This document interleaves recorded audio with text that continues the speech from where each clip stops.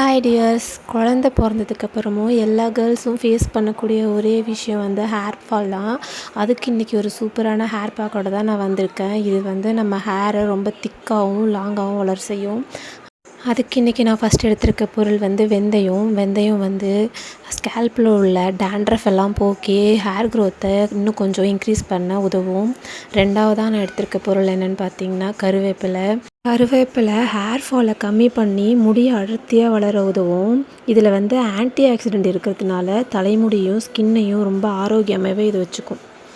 தேர்டாக நான் ஆட் பண்ண போகிற முக்கியமான இன்க்ரீடியன்ட்ஸ் வந்து முருங்கைக்கீரையில் வந்து விட்டமின் கே அப்புறம் வந்து தாதுக்கள்லாம் இருக்கிறதுனால முடியோட வேரை வலுப்படுத்தி ஸ்கேலில் நேச்சுரல் ஆயிலை இன்க்ரீஸ் பண்ணி ஸ்கேல்பை எப்போதுமே ஈரப்பதமாக வச்சுருக்கிறதுனால இது வந்து ஹேர் ஃபாலை ரொம்பவே கண்ட்ரோல் பண்ணும். இப்போது இது மூணையும் சேர்த்து ஃபைன் பேஸ்ட்டாக அரைச்சி எடுத்துக்கிட்டேன். இதை அப்ளை பண்ணுறதுக்கு முன்னாடி ஸ்கேல்பில் ஆயில் வச்சு நல்லா சிக்கு உடைச்சி அதுக்கப்புறம் உங்கள் ஸ்கேல்பில் எங்கெல்லாம் ஹேர் க்ரோத் கம்மியாக இருக்குதுன்னு தோணுதோ அந்த இடத்துல எல்லாம் அப்ளை பண்ணணும். ஹேர் பேக் வந்து வீக்லி 2 டைம்ஸ் யூஸ் பண்ணணும். அப்படி முடியல அப்படின்னா அட்லீஸ்ட் 1 டைமாவது ஹேர் பேக் யூஸ் பண்ணணும்.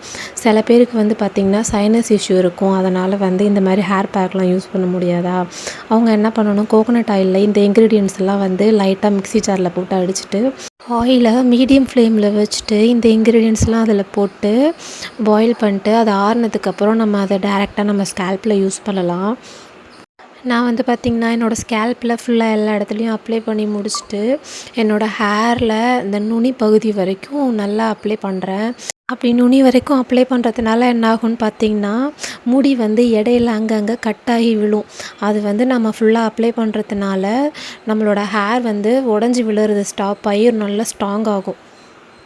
அதுக்கு இந்த ஹேர் பேக் யூஸ் பண்ணால் தான் அது ஸ்டாப் ஆகுமான்னு கேட்டால் கிடையாது. நம்மக்கிட்ட கிச்சனில் கிடைக்கக்கூடிய பொருள் வந்து வெந்தயம், கருவேப்பிலை, இது 2 மட்டும் யூஸ் பண்ணாலும் போதும்.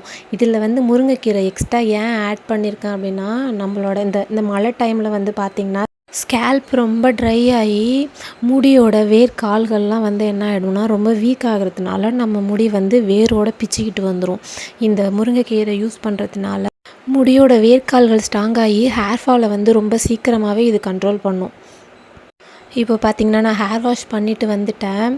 ஹேர் வாஷ் பண்ணும்போது ஷாம்பு எப்பொழுதுமே ரொம்ப மைல்டான ஷாம்பு யூஸ் பண்ணணும். அதுவும் டைரெக்டாக நம்ம ஸ்கேல்பில் ஷாம்பு யூஸ் பண்ணக்கூடாது.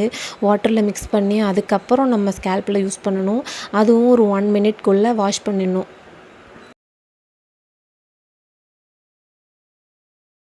என்னோடய ஹேரை வந்து இப்போ நல்லா ட்ரை பண்ணிவிட்டு நீங்கள் எப்பொழுதுமே சிக்கு உடைக்கும் போது இந்த மாதிரி பெரிய பல் சீப்பு வச்சு தான் சிக்கு உடைக்கணும்.